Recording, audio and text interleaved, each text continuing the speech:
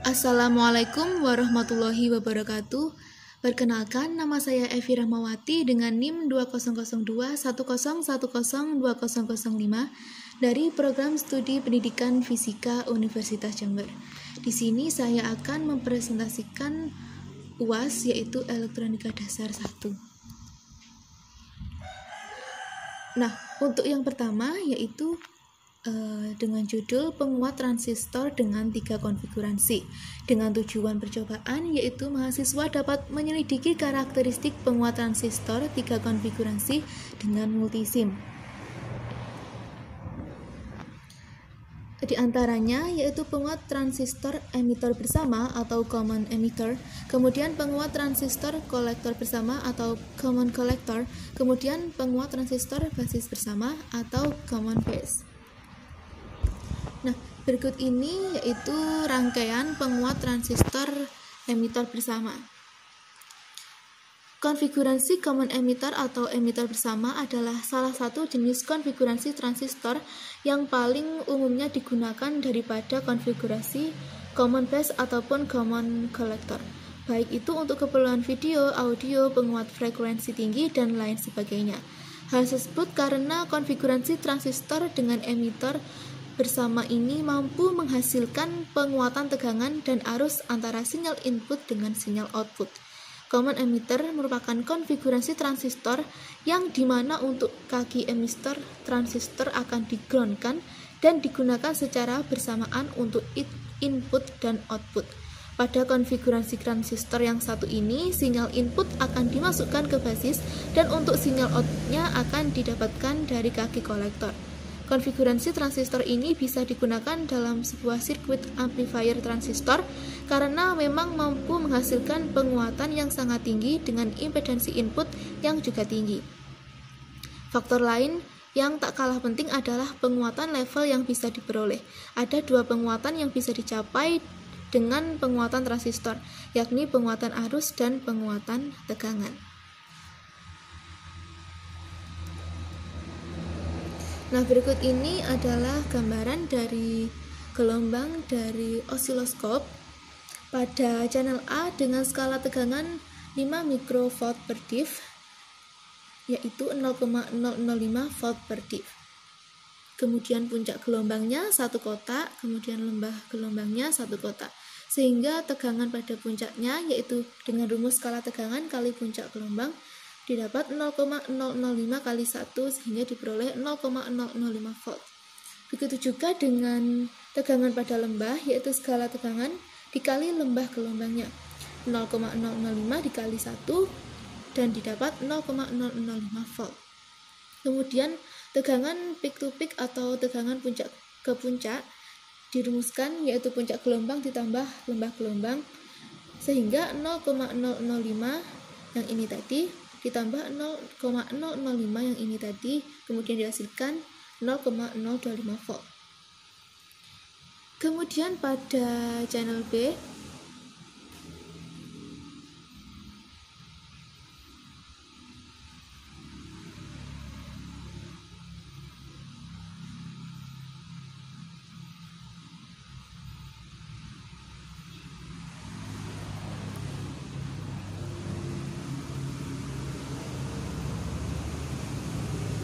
Kemudian pada channel B dengan skala tegangan 500 nanovolt per div yaitu sama dengan 5 kali 10 pangkat min 7 volt per div dengan puncak gelombang 1 kotak, kemudian lembah gelombangnya 1 kotak.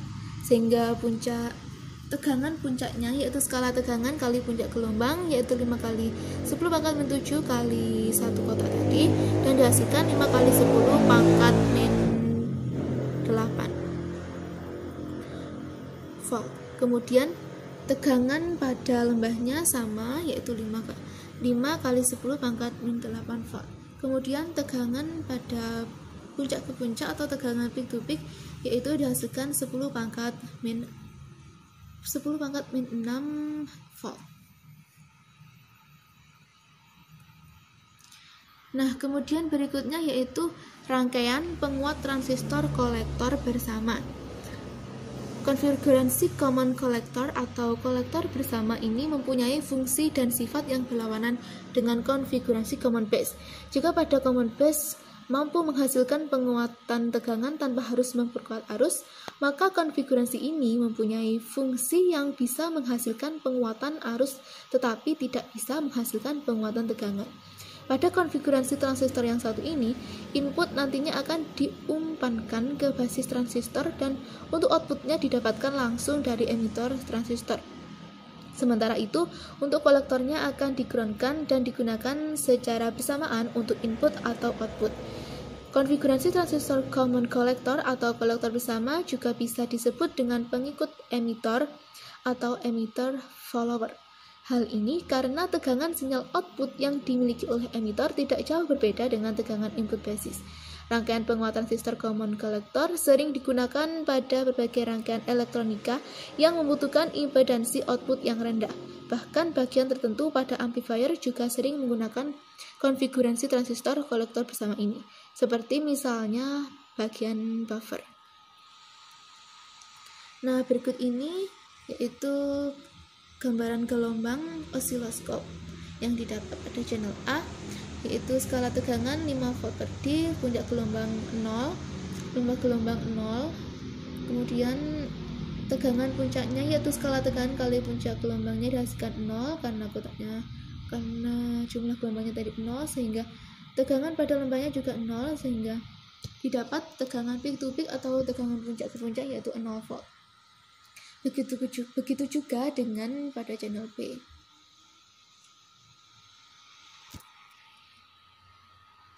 Nah, untuk berikutnya yaitu penguat transistor basis bersama. Berikut ini rangkaiannya.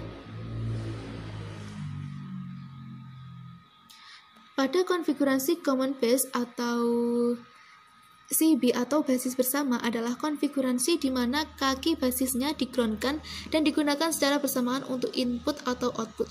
Pada konfigurasi ini, sinyal input akan dimasukkan ke emitor dan sinyal outputnya akan diambil langsung dari kolektor. Sementara untuk kaki basisnya akan di-groundkan. Oleh sebab itu, konfigurasi common base juga bisa disebut dengan grounded base. Konfigurasi common base ini bisa menghasilkan penguatan tegangan antara sinyal input dengan sinyal output. Namun meski demikian tidak akan menghasilkan penguatan pada arus. Rangkaian konfigurasi penguatan transistor dengan common base banyak digunakan pada rangkaian penguat yang memiliki frekuensi tinggi di antara 10 MHz, yang dimana lebih mementingkan penguatan tegangan daripada penguatan arus. Di samping itu, karena konfigurasi ini mempunyai impedansi masukan yang cukup rendah, maka common base tidak bisa digunakan pada rangkaian penguat frekuensi rendah. Hal ini karena dapat membebani impedansi input yang umumnya dibutuhkan impedansi masukan tinggi pada suatu rangkaian audio. Nah, berikut ini adalah gambaran gelombang dari osiloskop. Pada channel A didapat skala tegangan 5 mikrovolt per div sehingga 0,005 volt per div. Puncak gelombangnya ada 2, lembah gelombangnya ada 2, kemudian tegangan puncaknya yaitu skala tegangan dikali puncak gelombang sehingga diperoleh 0,01 volt. Kemudian tegangan pada lembahnya yaitu didapat 0,01 volt sehingga diperoleh tegangan peak to peak-nya yaitu 0,02 volt.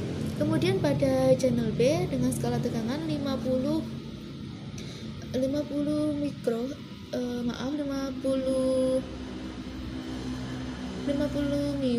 volt per div sehingga didapat 5 kali 10 pangkat min 5 volt per div.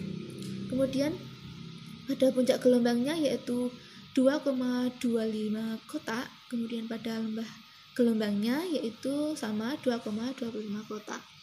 Kemudian tegangan puncaknya didapat 1,125 kali 10 pangkat min 4 volt. Kemudian pada tegangan lembahnya juga sama yaitu 1,125 kali 10 pangkat min 4 volt sehingga diperoleh tegangan peak to peak-nya 225 kali 10 pangkat min 4 volt. Maaf, ini tertutup. Oke, lanjut saja. Nah, pada eksperimen yang kedua yaitu dengan judul Lab Integrator Op Amp Practice. Dengan tujuan percobaan yaitu mahasiswa dapat merancang integrator praktis menggunakan penguat operasional ideal dan mengkarakteristikannya kinerjanya di berbagai wilayah operasi.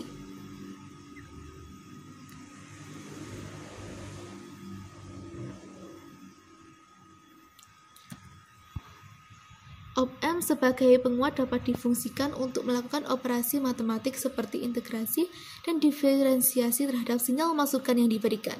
Integrator merupakan konfigurasi op-amp yang berfungsi untuk menguatkan hasil integrasi dari sinyal masukan yang diberikan. Misalnya, jika sinyal masukan dari integrator berbentuk gelombang sinus, maka akan menghasilkan sinyal keluaran berupa gelombang negatif kosinus. Dengan fungsi tersebut, integrator sering digunakan untuk mengubah bentuk sinyal. Beberapa bentuk sinyal yang dapat diubah oleh integrator yaitu gelombang persegi menjadi segitiga, gelombang sinus menjadi negatif kosinus, dan gelombang segitiga menjadi sinus. Integrator sering disebut dengan penguat integrasi. Rangkaian dari integrator pada dasarnya berupa penguat inverting yang resistor umpan baliknya diganti dengan komponen kapasitor. Kemudian prosedur simulasinya yang pertama yaitu rancang integrator praktis untuk beroperasi secara akurat pada frekuensi 5 kHz dan lebih tinggi dengan tegangan besar penguatan sama dengan 1 untuk input gelombang sinus 5 kHz. Gunakan nilai standar untuk resistor dan kapasitor.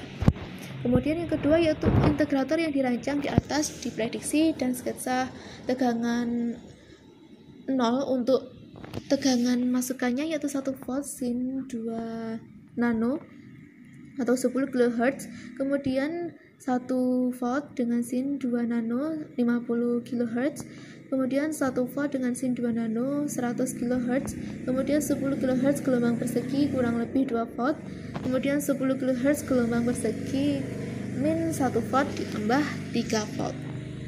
Kemudian simulasi prosedur yang ketiga yaitu bangun sirkuit yang dirancang pada bagian 1 di atas. Verifikasi kinerjanya, verifikasi prediksi yang dibuat dalam poin 3.2 di atas dengan membuat sketsa keluaran. Kemudian buat model op-amp ideal dan disimulasikan integrator di PSPIS untuk bentuk gelombang di bagian 2. Bandingkan hasil dengan membuat sketsa bentuk gelombang keluaran simulasi dengan bentuk gelombang yang diprediksi dan diukur. Nah, kemudian berikut ini yaitu pada yang pertama tadi dengan tegangan masukan 1 volt sin 2pi 10 kHz.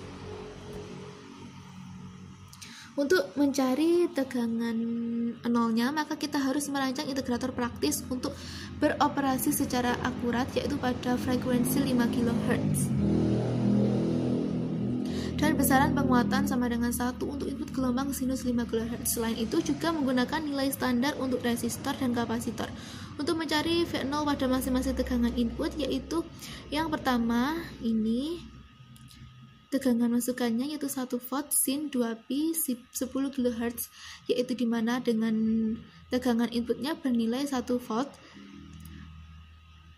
Tegangan frekuensi masukannya bernilai 10 kHz dan nilai T bernilai 1 serta berada pada rangkaian RF sebesar 1 kilo ohm dan C sebesar 10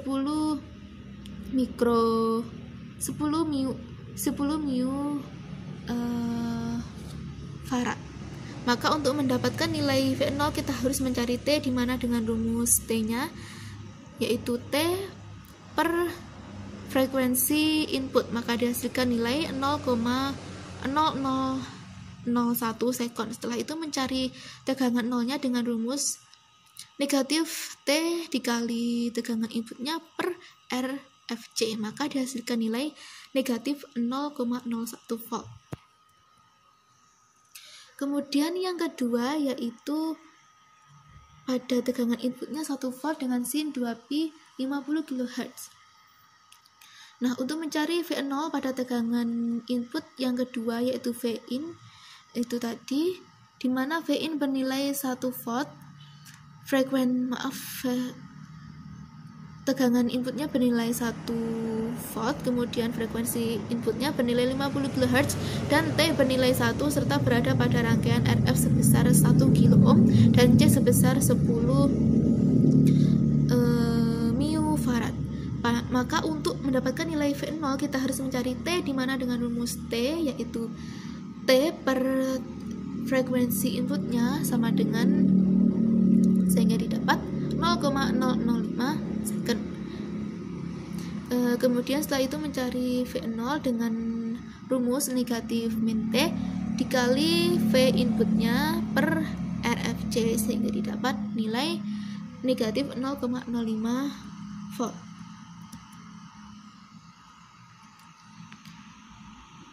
Kemudian yang ketiga yaitu dengan V inputnya 1 volt dengan sin 2pi 100 kHz. Untuk mencari V0-nya yaitu di mana V inputnya bernilai 1 volt, frekuensi inputnya bernilai 100 kHz dan T bernilai 1 serta berada pada rangkaian RF sebesar 1 kilo ohm dan C sebesar 10 mFarad. Maka untuk mendapatkan nilai V0 kita harus mencari di mana dengan rumus berikut ini. Sama ya, T sama dengan T per frekuensi inputnya, sehingga didapatkan nilai 0,00001 second. Kemudian setelah itu mencari V0 dengan rumus sama seperti tadi, sehingga didapatkan hasil yaitu negatif 0,001 volt. Kemudian yang keempat yaitu dengan tegangan inputnya 10 kHz square wave kurang lebih 2 volt, dimana tegangan inputnya bernilai 2 volt, kemudian frekuensi inputnya bernilai 10 kHz dan T bernilai 1 serta berada pada rangkaian RF sebesar 1 kilo ohm dan C sebesar 10 mFarad. Maka untuk mendapatkan nilai V0 kita harus mencari T, dimana dengan rumus T sama dengan T per frekuensi inputnya, sehingga didapatkan nilai 0,0001 second. Setelah itu mencari V0-nya dengan rumus seperti tadi, sehingga didapatkan nilai negatif 0,02 volt. Kemudian yang kelima yaitu dengan tegangan inputnya 10 kHz square wave dengan negatif 1 volt to 3 volt. Untuk itu dimana V inputnya bernilai 3 volt dengan V frekuensi inputnya bernilai 10 kHz dan T bernilai 1 serta berada pada rangkaian RF sebesar 1 kilo ohm dan C sebesar 10 mFarad. Maka untuk mendapatkan nilai V0 kita harus mencari T, dimana dengan rumus T seperti tadi, kemudian dihasilkan nilai 0,0001 second, kemudian mencari V0-nya dengan rumus seperti tadi, kemudian dihasilkan nilai negatif 0,03 volt.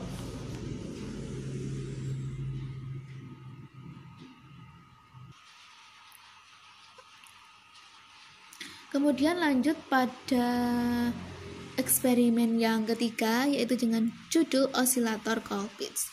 Tujuan percobaan yaitu mahasiswa dapat menyelidiki karakteristik osilator Colpitts melalui eksperimen. Dimana dengan sebentar penjelasannya terlebih dahulu. Osilator adalah suatu rangkaian yang menghasilkan keluaran yang amplitudenya berubah-ubah secara periodik terhadap waktu. Keluarannya dapat berupa gelombang sinusoidal, gelombang persegi, gelombang pulsa, gelombang segitiga, atau gelombang gergaji. Osilator Colpitts adalah suatu topologi osilator yang efektif digunakan untuk membangkit gelombang sinus pada rentang frekuensi antara 10 kHz hingga 10 MHz. Osilator Colpitts sangat mirip dengan osilator Shanfeld-Hartley. Perbedaan yang pokok adalah pada bagian rangkaian tangkinya. Pada osilator Colpitts digunakan dua kapasitor sebagai pengganti kumparan yang terbagi, balikan dikembangkan dengan menggunakan medan elektrostatik melalui jaringan pembagi kapasitor. Frekuensi ditentukan oleh dua kapasitor terhubung seri dan induktor. Osilator Colpitts menggunakan panggung bipolar, transistor penguat tunggal sebagai elemen gain yang menghasilkan output sinusoidal. Nah, kemudian ini yaitu prosedur simulasinya. Yang pertama, sambungan dalam sirkuit 3 dari M11 eksperimen rangkaian gambar 1+7. Kemudian koneksi sirkuit menghubungkan induktor L1 220 μH ke sirkuit hubungan antara terminal 3A, 3C dan antara terminal 3E dan 3F dari sirkuit 3 dengan garis kuning. Kemudian koneksi daya terbang secara internal, mengukur koneksi instrumen, koneksi osiloskop dan voltmeter. Kemudian sambungan pengukuran tegangan output, hubungan antara terminal 3i dari sirkuit 3 dan terminal A+ dari signal top input CHA pada channel A pada panel dengan multimeter dengan garis biru. Karena digambar garis biru, maka saya nanti menggunakannya garis biru seperti ini. Nah, antara terminal 3C dan terminal A dengan garis hitam. Kemudian sambungan pengukuran tegangan umpan balik, tegangan kedua ujung J1, hubungkan antara terminal 3B dan sirkuit 3 terminal B+ dari input sinyal channel B pada panel depan multimeter dengan garis merah dan antara terminal 3G dan terminal B dengan garis hitam.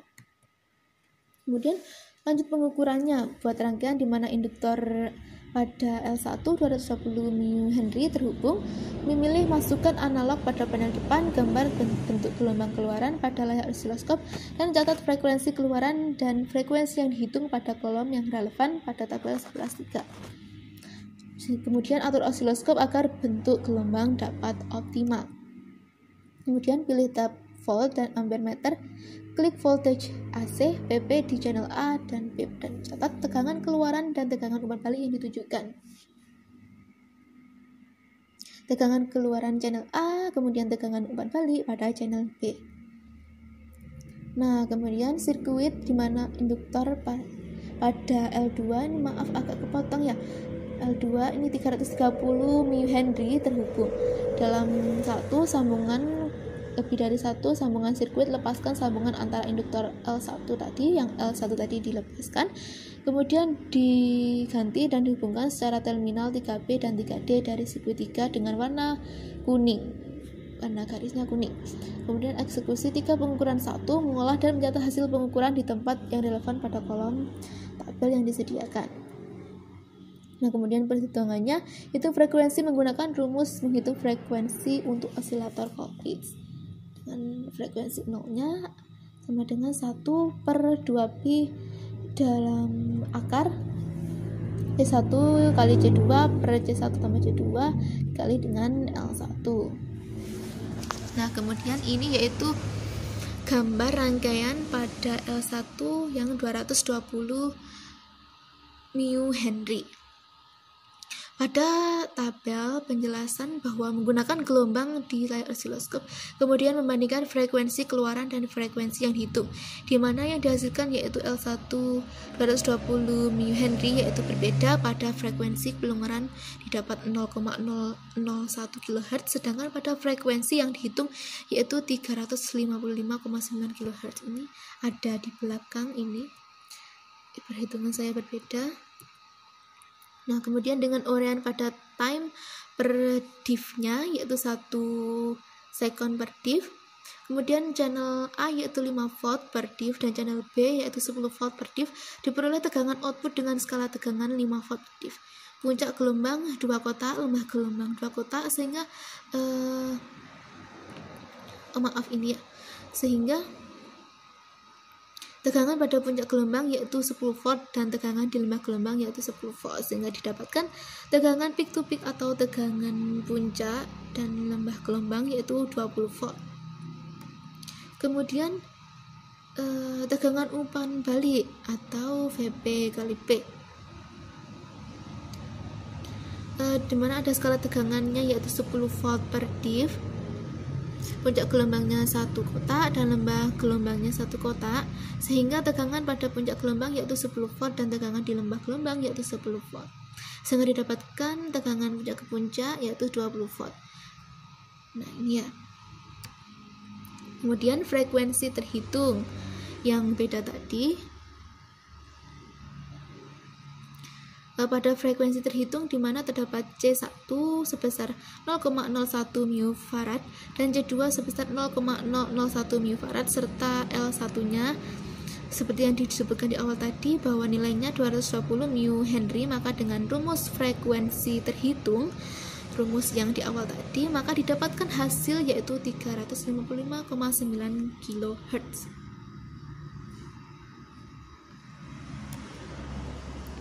Nah, kemudian pada satu yang selanjutnya yaitu 330 μH. Didapatkan hasil frekuensi keluaran dan frekuensinya dihitung yang berbeda pula. Jadi berbeda lagi yang saya hitung. Frekuensi pengeluaran didapat 0,001 kHz, sedangkan pada frekuensi yang dihitung yaitu 290,6 kHz. Ini ya. Nah, ini berbeda lagi dengan uraian pada time per diff yaitu 1 second per diff, kemudian di channel A yaitu 5 volt per diff dan channel B 10 volt per diff. Ini diperoleh tegangan output dengan skala tegangan 5 volt per diff, puncak gelombang 2 kotak, lembah gelombang 2 kotak, sehingga tegangan pada puncak gelombang yaitu 10 volt dan tegangan di lembah gelombang yaitu 10 volt, sehingga didapatkan tegangan peak to peak-nya yaitu 20 volt. Ini ya. Kemudian tegangan umpan baliknya dengan skala tegangan 10 volt per diff dengan puncak gelombang 1 kotak, lembah gelombang 1 kotak, kemudian tegangan puncaknya skala tegangan kali puncak gelombang didapat 10 volt, begitu juga dengan tegangan pada lembahnya yaitu 10 volt. Kemudian didapat tegangan puncak ke puncaknya yaitu 20 volt. Kemudian yang selanjutnya yaitu frekuensi terhitung, di mana terdapat C1-nya sebesar 0,01 μF dan C2-nya 0,001 μF serta L1-nya seperti yang disebutkan tadi dengan nilai 330 μH. Maka dengan rumus frekuensi terhitung seperti di prosedur yang awal tadi, maka didapatkan hasil 290,6 kHz. Nah, sehingga pada osilator Colpitts adalah suatu topologi osilator yang efektif digunakan untuk pembangkit gelombang sinus pada rentang frekuensi antara 10 kHz hingga 10 MHz. Osilator Colpitts mempunyai karakteristik adanya pembagi tegangan oleh C1 dan C2. Osilator Colpitts digunakan dua kapasitor sebagai pengganti kumparan yang terbagi. Frekuensi keluaran dan frekuensi yang dihitung hasilnya berbeda. Baik, terima kasih. Itu saja yang dapat saya sampaikan sebagai tugas UAS Elektronika Dasar 1 ini. Saya mohon maaf apabila ada kata-kata yang kurang berkenan atau kata-kata yang salah, mohon dimaklumi. Itu saja dari saya ucapkan terima kasih. Wassalamualaikum warahmatullahi wabarakatuh.